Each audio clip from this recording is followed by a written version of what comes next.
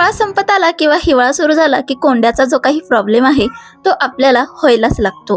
माझ्याही केसामध्ये ना खूप जास्त कोंडा झालेला होता आणि त्यासाठी ना मी खूप सारे उपाय ट्राय केले आणि त्यामधून आहे ना मला एक उपाय मात्र खूप कारगर ठरला, ते म्हणजे दही. दही आपल्या केसांसाठी ना खूप जास्त हेल्दी आहे. एक हेल्दी हेअर मास्क म्हणून तुम्ही हा केसांना लावू शकतात. यामुळे ना माझा जो काही कोंडा आहे याचं प्रमाण खूप जास्त कमी झालं. दहीमध्ये असलेलं फॅट, प्रोटीन, लॅक्टिक ॲसिड आणि त्यासोबतचं अँटीबायोटिक प्रॉपर्टी यामुळे ना कोंड्यामुळे जी काही खाज व्हायची ना याला सुद्धा मला खूप जास्त आराम पडला आणि महत्त्वाचं म्हणजे हेअरफॉल सुद्धा कमी झाला आणि सगळ्यात महत्त्वाचं नॅचरली माझ्या केसामध्ये एक छान शाईन आणि अगदी एक छान सॉफ्टनेस सुद्धा ॲड झाली. सुरुवातीला मी विचार केलता की दही एक चांगला ऑप्शन नाहीये, खूप विचित्र असा ऑप्शन आहे, कारण की मी ते ट्राय केलं नव्हतं. पण जेव्हापासून मी हे ट्राय करते ना तेव्हापासून मी तुम्हाला एक सजेस्ट करेल, दही ॲज अ कंडिशनर आणि हेअर मास्क म्हणून तुम्ही नक्कीच ॲड करा. कोंडा असेल किंवा स्प्लिट एंड असतील किंवा ड्राय फ्रीझी हेअर असतील यासाठी ना दही ॲज अ हेअर मास्क ना खूप छान काम करतं.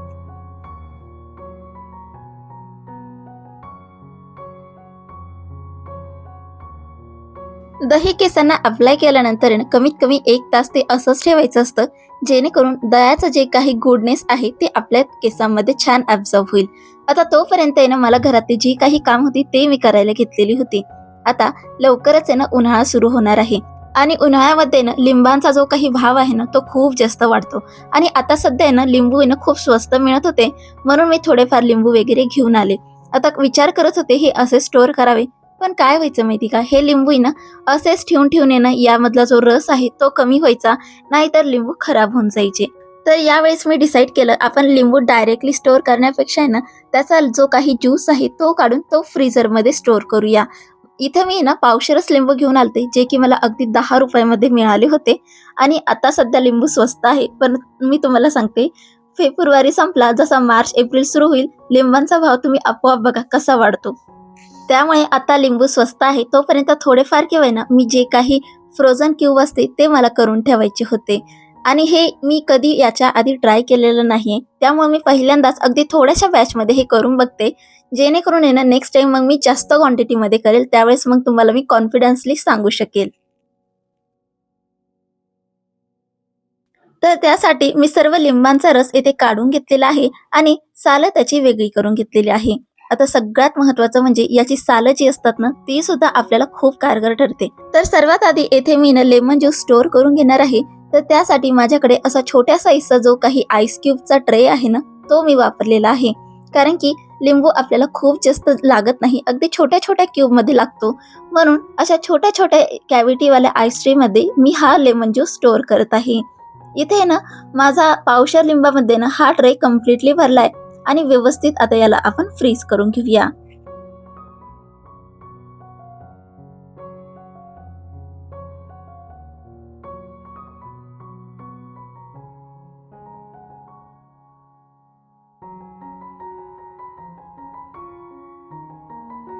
आता जी काही उरलेली लिंबांची साली आहे, तुम्ही हवं असेल तर तुम्हाला ज्या वेळेस लागेल त्यावेळेस याला वापरू शकता.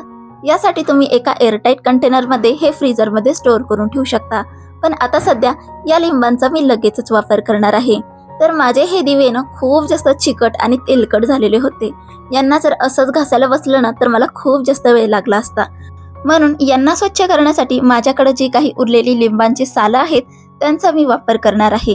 तर त्यासाठी मी काय केलंय माहिती का, जेवढी काही लिंबांची सालं होती यामध्ये पाणी घातलंय आणि यामध्ये आता जी काही आपली पितळी दिवे होते ते सगळे आपण यामध्ये ऍड करूया.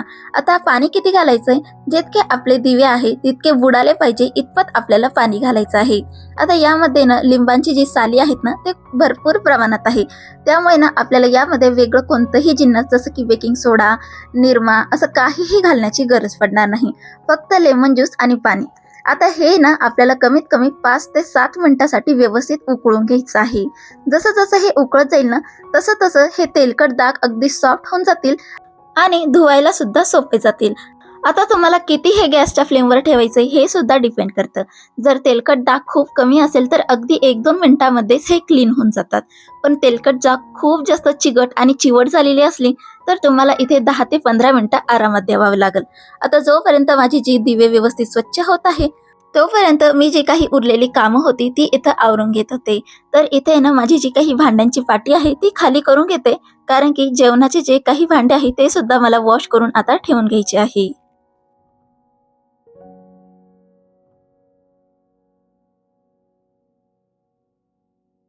इथे मी 10 मिनिटासाठी हे दिवे छान असे उकळून घेतलेले आहे आणि बघू शकता जी काही तेलकट आणि चिकट डाग होती ती अगदी सॉफ्ट झालेली आहे. अगदी हलक्या हाताने जरी घासली तरी सुद्धा हे निघून जात आहे. आणि एखादा डाग जर निघत नसेल तर त्यासाठी तुम्ही घासणीचा वापर सुद्धा येथे करू शकतात.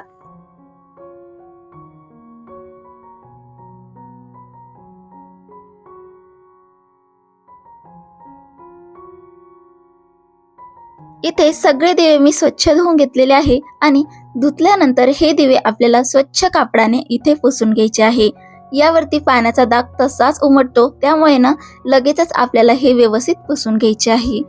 10 मिनिटं उकळण्यासाठी आणि फक्त 5 मिनिटं हे मी क्लीन करण्यासाठी घेतलेले आहे. म्हणजेच टोटल इथं मी 5 मिनिटाचीच मेहनत केलेली आहे. आणि बघू शकता दिवे किती स्वच्छ इथे निघालेले आहे. आणि महत्त्वाचं म्हणजे आपला लेमन ज्यूस सुद्धा तयार झाला आणि दुसरं महत्त्वाचं म्हणजे जे काही साली होती ते सुद्धा वापरायला आली.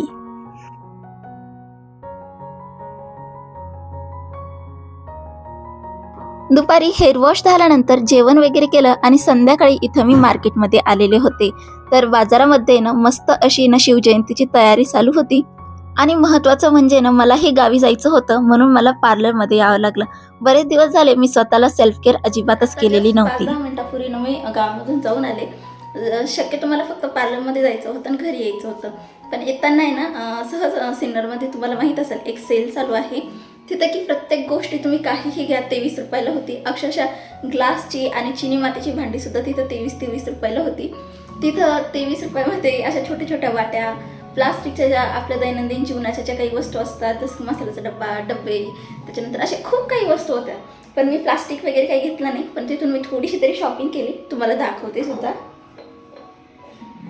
तर या छोट्याशा अशा ज्या सेरामिक जार आहेत ना, या सुद्धा मी 23 रुपयाला घेतल्या. बघू शकता तुम्ही. आणि खरंच खूप क्यूट दिसत होता. यांचा कलर वगैरे ना खरंच खूप सुंदर होता. मला हा अजिबात मोह आवडला नाही, त्यामुळे मी हे 2 घेतल्या. आणि असं खूप जास्त मी काही घेतलं नाही, पण जे काही घेतलं ते फक्त सेरामिकचं घेतलंय. तर हे पर्सनली मला खूप जास्त आवडले बरं का, खूप जास्त. तुम्ही पण बघू शकता. छोट्या छोट्या आहे, पण ठीक आहे, डेकोर पर्पजसाठी खूपच छान आहे. आणि अजून मी थोड्याशा वस्तू घेतल्या सुद्धा. या अशा फुलदाणी ज्या आहेत ना, या सुद्धा घेतल्या मी. या सुद्धा सेरामिकच्या आहे आणि छान आहेत बरं का, क्वालिटी वगैरे मस्त आहे. सोबतच अजून 2 फुलदाणी घेतलेल्या आहेत मी. एक आशा शेपची फुलदाणी, ही पण पेअरमध्ये घेतलेली आहे. आणि ही आशा शेपची फुलदाणी आहे, ही पण पेअरमध्येच घेतलेली. म्हणजे अशा 6 फुलदाण्या मी घेतलेल्या आहे घरामध्ये डेकोर करण्यासाठी. आणि सगळ्या फुलदाण्यांना 23 रुपयालाच होता. त्यामुळे ना मला असं वाटलं की वरती 23 रुपयामध्ये कायच भेटतं, म्हणून मग मी हे घेऊन टाकलं. नंतर भेटेल का नाही याची काही गॅरंटी नव्हती, म्हणून मी घेऊन टाकलं. तर खरंच आहे ना हे मला खूप छान वाटले, म्हणून मी घेतले. तुम्ही जर सिन्नरमध्ये राहत असाल ना, तर तुम्हाला माहीत असेल ते महालक्ष्मी रोड नाही का, महालक्ष्मी हॉल, तिथे सध्या हा सेल चालू आहे. तर तुम्ही तिथे नक्कीच बघू शकता. आणि तो आय थिंक सो 1-2 महिने आहे अजून कंटिन्यू. तुम्ही नक्कीच चेकआउट तिथून करू शकता. अफोर्डेबल रेंजमध्ये अगदी छान आहेत माझ्या तरी म्हणजे. तुम्ही नक्कीच व्हिजिट करा. तर आता आहे ना सगळ्यात महत्त्वाचं म्हणजे मला गावाला जायचं आहे. म्हणजे मला सासरी जायचं आहे 2-3 दिवसासाठी, म्हणजे आम्ही सगळ्यांना. तर त्याचीसुद्धा मला पॅकिंग करायची, कारण की रात्रीची ट्रेन आहे आमची जळगाव आणि पाचोऱ्यासाठी. तर मग त्याचीही पॅकिंग करायची. स्वयंपाक मी दुपारीच बनवून ठेवलेला होता, म्हणजे दुपारी जो बनवला होता तोच उरलेला आहे, तोच आम्ही खाऊन घेऊ. आणि पॅकिंग वगैरे करते. इथे आपले लेमन क्यूब सुद्धा तयार झालेले आहे, बघू शकतात. आता हे मी एका झिपलॉक बॅगमध्ये स्टोअर करून फ्रीझरमध्ये स्टोअर करून देईल. आणि या पद्धतीने आपले जे काही लेमन्स आहे हे आपल्याला संपूर्ण उन्हाळ्यामध्ये कामा येतील.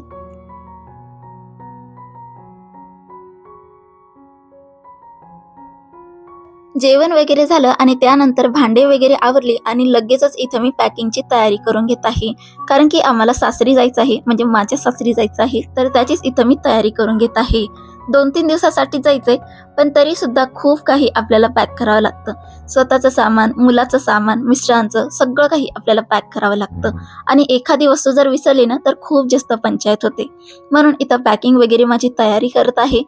चला तर मग आजचा व्लॉग मी इथंच संपवते. कसा वाटला आजचा व्लॉग मला कमेंट सेक्शनमध्ये नक्कीच कळवा. आणि महत्त्वाचं म्हणजे व्लॉग आवडला असेल तर व्हिडिओला लाईक, शेअर, कमेंट आणि महत्त्वाचं म्हणजे चॅनलवर नवीन असाल किंवा चॅनलवरती असाल तर सबस्क्राईब नक्कीच करून घ्या. पुन्हा भेटूया अशाच नवीन इंटरेस्टिंग व्लॉग्ससह. तोपर्यंत बाय बाय आणि काळजी घ्या.